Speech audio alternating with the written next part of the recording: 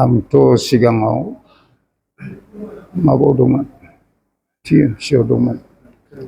दा जोंना सभापति ओमफ्राय general secretary admit, general secretary social media आरो जेनेरेल सेक्रेटारि साथाम प्रेसिडेन्सियेल बिसोरो एंलायनाय लगे लगे जोङो नहायार जाबाय आरोखि। दा आंबो पार्टिकुलारलि बिटिसिनि मानसि हिसाबै बिटिआरनि मानसि हिसाबै आङो लास्टआव बेखौनो डिसिसन लाबाय।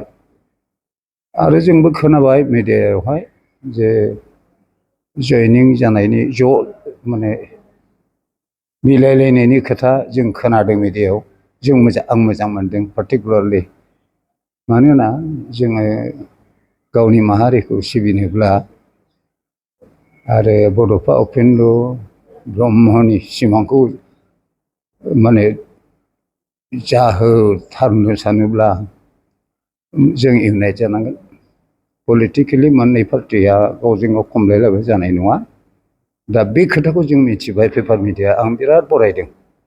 नै दासो मोजां लामायाव फैबाय जोंनि पलिटिकेल पार्टिफ्रा। नङाब्ला जों गावजों गाव खमलायलायनानै लख्राजों मोसाजों अरलायलायनानै सियालासे माइ बेदरखौ लांनाय बे खोथाबादि जागोन आरो।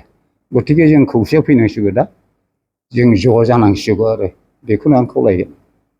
दा आं दिनै बे इउपिपिएलआवनो जयेन जाफैबाय। आङो जथेस्थ' हेफाजाब होगोन। आंबो ओंखारगोन, रायजो राजाखौ बुजायगोन। जों अकल बर'ल' नङा, आदार्स कमिउनिटिनि मानसिफोर दं, बिथांमोनखौबो जों ज' लाफानांगोन। होमब्लासो जोङो बड'फा उपेन्द्र ब्रह्मनि सिमांखौ जाहोनो हागोन आरो।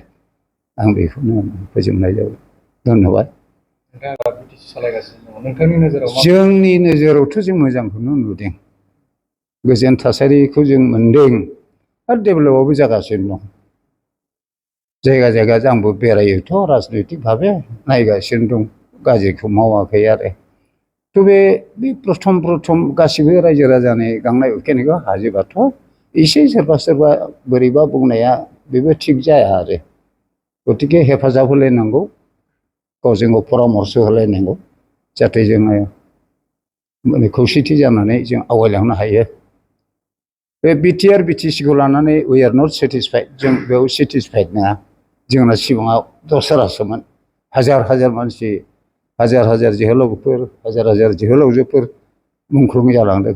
बेफोरनि थांखिखौ जोङो इयुनाव जाफुंहोथारनांगोन। जाफुंहोथारनांगौबा जों इउनाइट जानांगोन।